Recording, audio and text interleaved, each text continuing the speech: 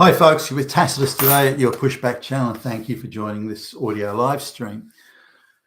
In this essay, I'd like to talk about the debates and the arguments that are currently raging around the Western world and elsewhere for that matter, in regard to reparations that allegedly have to be paid or should be paid, according to the activists at least, should be paid by white people or white nations to various black and brown nations. These reparations are for, so it's alleged, for slavery and for colonialism.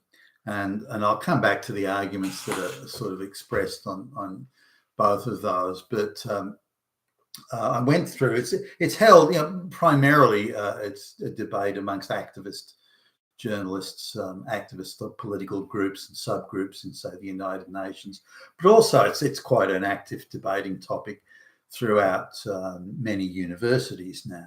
Some of the Ivy League and august universities, or the once august universities, and so I've had done a sort of a run through some of those and looked at the various speakers and tried to put together, as I understand it, at least the central arguments of both sides. One of the interesting things that sort of got to me is in a number of these debates, this is that white nations and whites should pay reparations exclusively to black and brown people. A number of these debates have been exclusively black people or brown people on both sides of the debate. There hasn't been a single white person. Now, the other things too, in an auditorium, or as most of these are being held in an auditorium, when the black activist lesbian gets up to talk about reparations, there's thunderous applause that goes on for quite a time. But even when it's the black person or whoever gets up to talk against the idea of reparations, then the applause is muted and brief.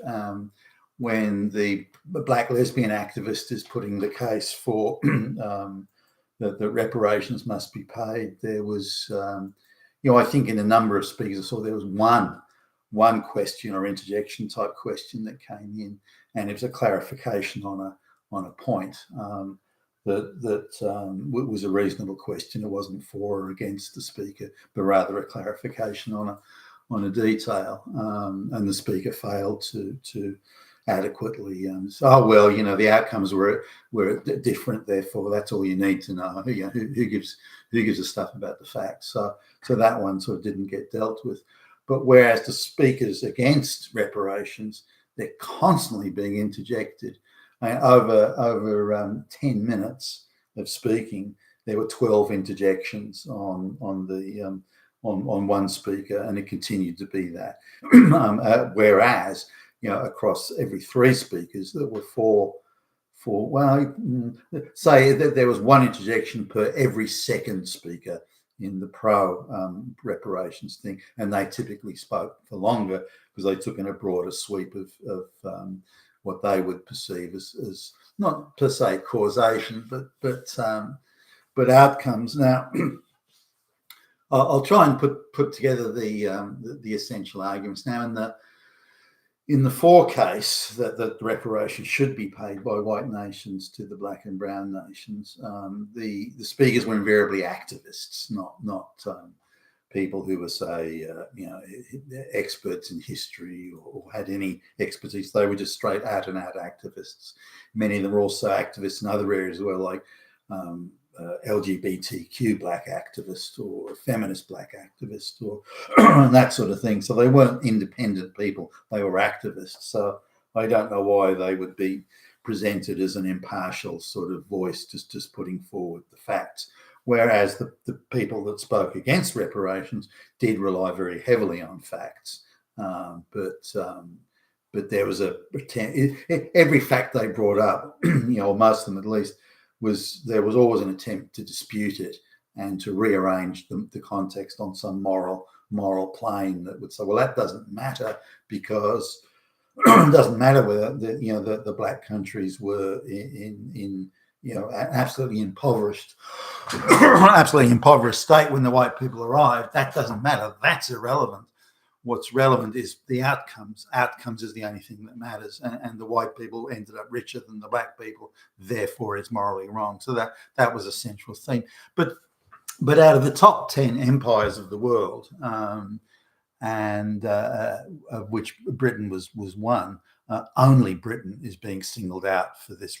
You've got to pay reparations treatment. Out of the top 10 empires in the entire world, only Britain is being singled out. So straight away, so why only Britain? And Britain's the only white country. I mean, you could argue that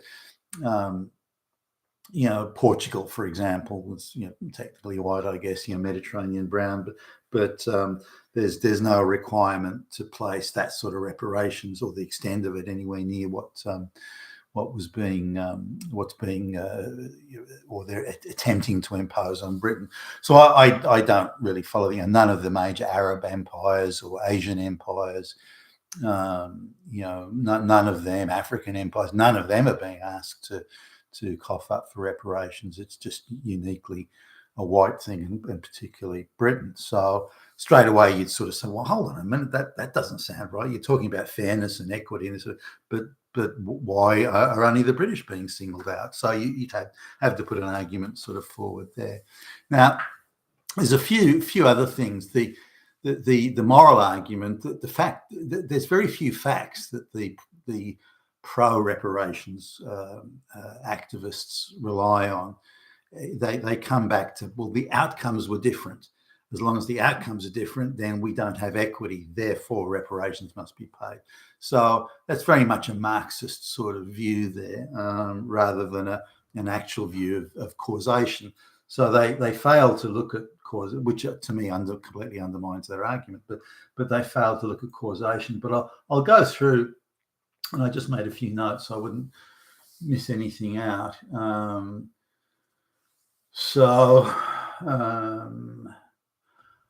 Okay, so here's most of the people in the audience are activists themselves, student activists. So you've got a heavy overrepresentation of non-whites and minority groups, lesbians, transgenders, and whatever. So it's very much an issue that's tied to their perception of the universe, and they're there to cheer on as they see it their side. They're not interested in facts, far from it. And the facts obviously make them very uncomfortable. So, I mean, just looking at the shots of the audience as the camera panned around the speaker, I'd say 40% are non-white. These are all in white countries, by the way. 40% are non-white. Probably 20 to 25% are gay, lesbian, trans, and the rest are straight. The amount of about 10%, I'd say, were straight white men. So straight white men aren't turning up for these things, or not in any appreciable numbers. But the argument began, apart from the fact that only whites are being singled out for this, there was a few core assumptions they make. If brown people enslave each other, or if black and brown people enslave each other, then there's nothing really wrong with that. That's kind of okay. That's not, that's no big deal. Why would you worry about that? But if white people enslave black and brown people, or in any way are involved in a situation where the outcomes between them are different, then that is bad. Now, this is the same sort of mentality that you see in America, where black gangs shoot each other in the street. These gun battles in the street, drug gangs or something. And as long as blacks are shooting each other, nobody cares. But as soon as a white person's involved in the death or injury of a black person, then it's an international calamity and front page news. Now, for every sort of black person that's killed by a white person, whether it be in self-defense or any reason, it doesn't matter. But for every black person that's killed by a white person, there's 100 blacks are killed by each other. I mean, that's the difference there. But blacks killing each other doesn't rate a mention. So it's the same here. So one speaker was talking about how Indians or people from the subcontinent were being indentured to work on what effectively were plantations for white people, is the argument. Now, that type of indenturement had existed for many hundreds of years, well over 1,000 years, where the rich Indians were indenturing the lower classes in the caste system, and those conditions were far more onerous and brutal than anything that the British instituted. So the situation for the Indian peasant became much better with the British there than it had been when they were under the control of the Brahmins. But that's not mentioned in the indenturement is presented as something that was uniquely imposed by white people to the disadvantage of brown people. When that's they're clearly missing out on key facts there, or not mentioning them, and it's just being presented as a white thing that only white people did. The same goes with the slavery. There's no mention of blacks enslaving each other, which was rampant and widespread. There's no mention of the Arab slavery. There's no mention of the Barbary slavery. There's no mention of any other slavery. It's presented purely and only as something that whites did to blacks. And it's argued that it was done purely for racial reasons, that the white people could have got anyone else to do the work, but they only wanted the black people to do it, which is beyond absurd. But there's no pushback on any of this. And these points are often applauded. And, yeah, that's right, evil fucking fascist Nazi white people, yeah. And these people are egged on. And the speakers themselves behaved like high school children in a debating club, and didn't care about the fact. Sweeping assertions were made. Well, the outcomes were different, so that proves it was racism. It proves it was fascism. Without any sort of reference to any other point, that the outcomes were unequal is the only thing that matters. Now, there's no presentation of Africa's history that the people there were engaged in permanent tribal warfare. They didn't have the wheel. They were a Stone Age level of technology. None of that is mentioned. The assertion is that white people should have turned up and treated the black people as if they were a first world advanced economy, and paid for everything on the basis of the value of, say, iron ore. For example, iron ore or gold. It could be anything.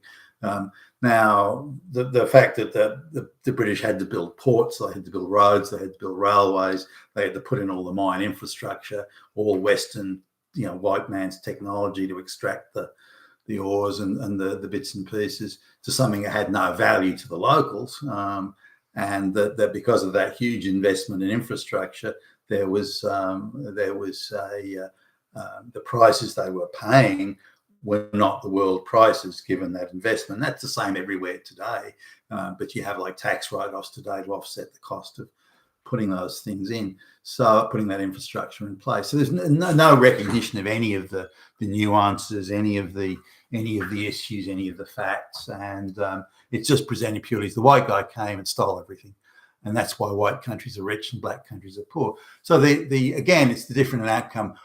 If black countries are not as rich as white countries, the only reason is because of those fucking damn Nazi racist exploiters. That's the only there is no other reason. What about the black people sort of not being able to? There's never been a wealthy black sort of, other than them enslaving each other and selling them off to the Arabs. There's never been a wealthy black sort of area in history outside of the slavery industry. That's never mentioned. It's just asserted. Outcomes are different, therefore, and nobody pushes back again. So everything white people did was bad, and that badness is so vast it simply can't be calculated. So no matter how many payments, reparations payments, how many apologies, groveling apologies white people make, it can never be enough. Never. The enormity of their wickedness is so great, it can never be enough.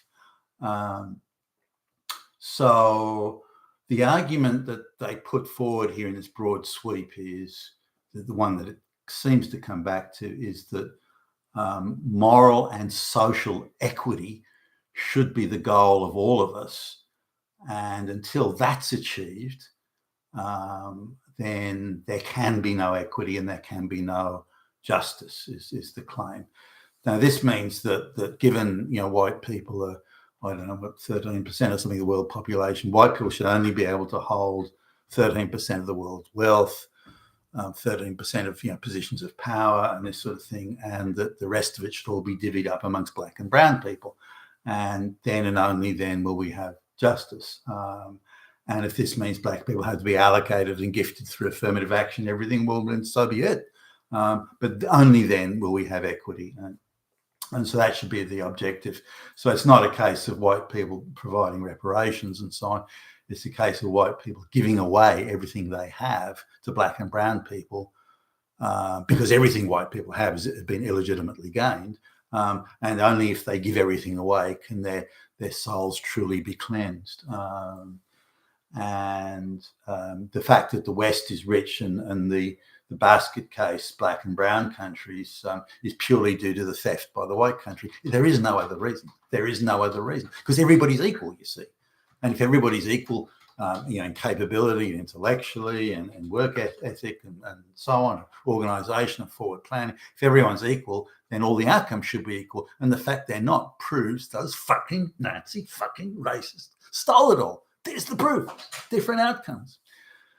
So slavery is cast as being so racism, by the way, cannot be eradicated until whites accept that the entire white civilization of the world is morally illegitimate. I mean, just reflect on that for a moment, and you need to be scared because that they believe this crap. Slavery is depicted as blatantly the fault of white people, uniquely white people. All the slavery throughout history, because if blacks enslave each other, that's not really slavery because it's blacks enslaving blacks. If Arabs enslave blacks, well, it's kind of slavery, but not really because the Arabs are brown and the slaves are black. But if white people enslave on it, oh, fuck. Holy fuck, that is evilness beyond description. And that's the argument that I put forward. Therefore, it's only white slavery that's bad. Every other form of slavery happening throughout centuries. Now, if black people enslave white people, well, that's because white people are evil anyway, so who cares? So they've got a little moral sort of tap dance around these things that go on. Now, another one that was constantly brought up is the African or black and brown nations are all suffering from climate change. This is all caused by white people.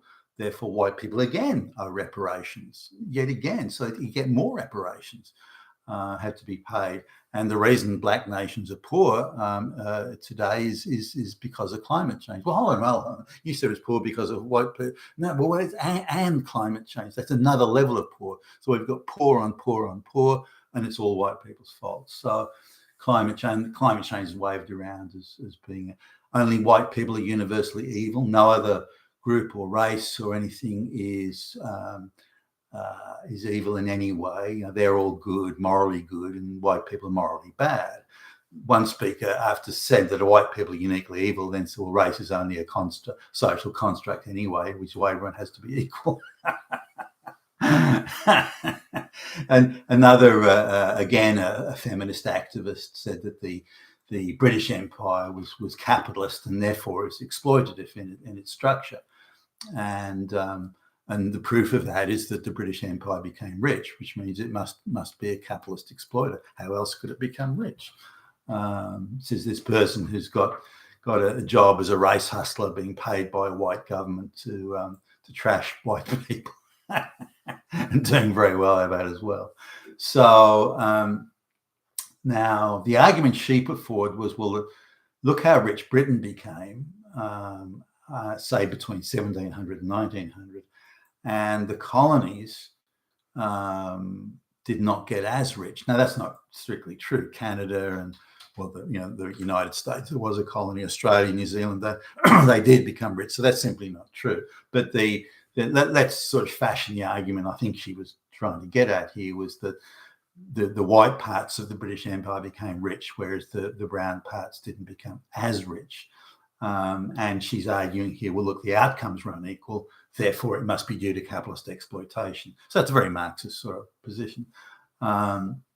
Now, the arguments she put forward, say, citing India as an example, was that per capita GDP in India didn't grow as fast as it did in Britain. Now, her argument, therefore, that proves exploitation. Now, she's missing out on a couple of things. Under the British rule, the population of India increased at a much faster rate than it had for the previous few hundred years.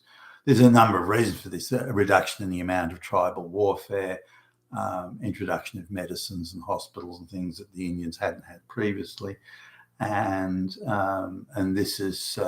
this caused the population acceleration and the growth to, in percentage terms, double over what it had been for the previous few centuries. So the GDP was in fact growing, but the population was growing faster. Of course, she doesn't mention this and just says that the per capita GDP didn't grow or grew very marginally, or more to her point, that it didn't grow as fast as it did in Britain. And she cites this, well, this is exploitation, this proves exploitation, therefore that's the case for reparations. Again, no one pushes back against this. And it's a very dishonest way of debating, and none of the many children or young adults in these auditoriums, they're furiously tapping away on their mobile phones, fact checking. They're doing hard fact checking on everything that the anti-reparations people were saying, but they just accept as fact what the pro-reparations people are saying. And the pro-reparations people don't rely heavily on facts. They do vague sort of miasma type facts. Well, the outcome was different, therefore that proves it. And so they're not relying on fact, the GDP fact, for example, or claim, that's a fact you can look at. But those claims are actually quite rare. Oh, it's climate change, it's racism, so very few. In fact, the more the black speakers, feminist speakers in particular, you'd be lucky to pick up even one fact out of their 10 or 20 minutes worth of speaking. It's all morals, a moral case, racism, climate change. There's barely a fact you can lay your hands on. And also that habit of quoting the writings of, say, a very activist think tank. So, well, this activist think tank said that all white people are bad, so hey, we don't need to debate that. That's a fact. And so that this assertion that all white people are evil, the British Empire was an exploitation machine, delivered and gave nothing, and so on. Then that they pushed that without having to rely on facts. Now, in fact, India had the second fastest growing population in the world. So it's very hard to improve your GDP position when your population is increasing that fast. And in the population of India in the last 25, 30 years, grew by something like 20%. And so the GDP per capita was seriously restrained from that population growth. So population growth is certainly a big issue, particularly when you're going off such a large population to begin with. Now, this coming back to indentured servitude, this was mentioned a number of times, that if Indians did as in the subcontinent, did indentured servitude to each other, that doesn't count. That's not a problem. It's only a problem when white people do it to brown people. Then it becomes a problem. And so there's a fantastic claim that Britain owes India $100 trillion or some incredible sum that was extracted from India. It's alleged was extracted from India by the British. Now, this has got to be the most fanciful mathematics you've ever seen in your life, and taking incredible jumps. So there are things like they would say, well, a factory worker in England gets paid X, and the factory worker in India wasn't paid as much. So the difference between the two is a rate of exploitation. Therefore, if we multiply that exploitation by assuming that everyone in India would work in a factory, which of course they wouldn't, but assuming if everyone in India worked in a factory, multiply it by that wage difference, then we can come up with $1 trillion of exploitation. So the mathematics is absurd, insane, ridiculous, and even a primary school kid could see through that nonsense. But that's how they play their propaganda game. and again, asserted in broad sweeps of couched in very moral terms. And the exploitation is $100 trillion, and we can see that by how poor India is today and how comparatively rich Britain is per capita. That proves the exploitation. Well, of course, it proves nothing of the sort. All it does is prove India is a basket case then. It's a basket case now, and it's been a poor country forever and is still a poor country. Also, there's a few of the speakers made a case for, well, the price for trading in commodities wasn't a world price. So the assumption that they took is if the British had come to another first world country that already had an established infrastructure and mining sector and ports and all the infrastructure, roads, rail, everything was there, what price would they have paid for gold or whatever, anything, any commodity, what price would they have paid had they bought from another first world country where that country had set up all the infrastructure, had done all the mining and was bringing the goods to the metal ores, whatever it might be, to the port for the British ship to take back to Britain? How much would they have paid under those circumstances? Well, how much did they pay? And a lot of this is guesswork anyway. How much did they pay when they were getting this stuff out of India or wherever, to Africa or somewhere? Well, the difference between those two prices is therefore the rate of exploitation. So very Marxist, conceptually Marxist. Even Marx wouldn't have done mathematics this sloppy. So the reality is quite different. The British came to a third world country, didn't even have the wheel in most cases, built the roads, built the rail, built the mines, built the ports, spent all that money on the infrastructure. And of course, they were going to pay a different price if they're the ones that did all the work and all the heavy lifting. That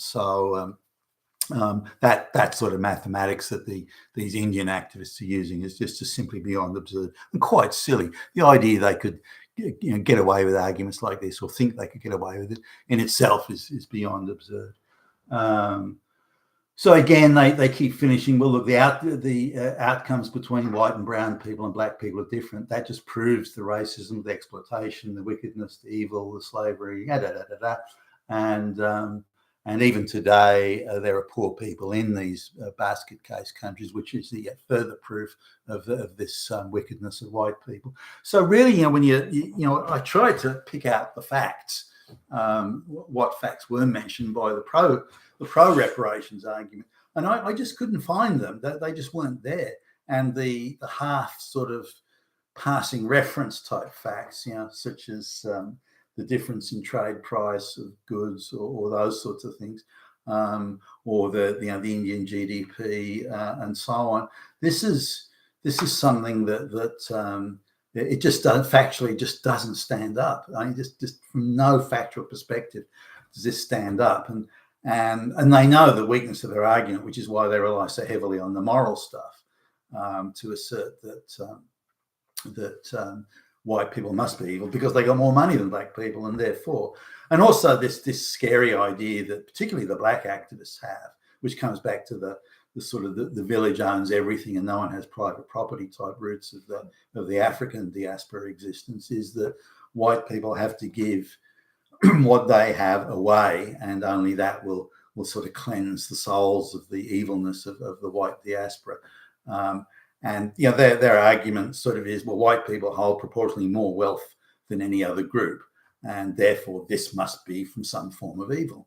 And there's armies of agitators and propagandists that run around the refugee camps and all over the world spreading this message, and globalist funded as well. So this idea that the white elites think, well, if we can get the white working class and white middle class to give up everything they have to the black and brown people, then we, the white elites, can keep all that we have and we'll be safe. But I don't think they will be. But again, the anti-reparations thing came up with the hard issues of white people came late to the slavery game and were quite small, bit players in it. More blacks that were enslaving each other, far more than the whites ever did.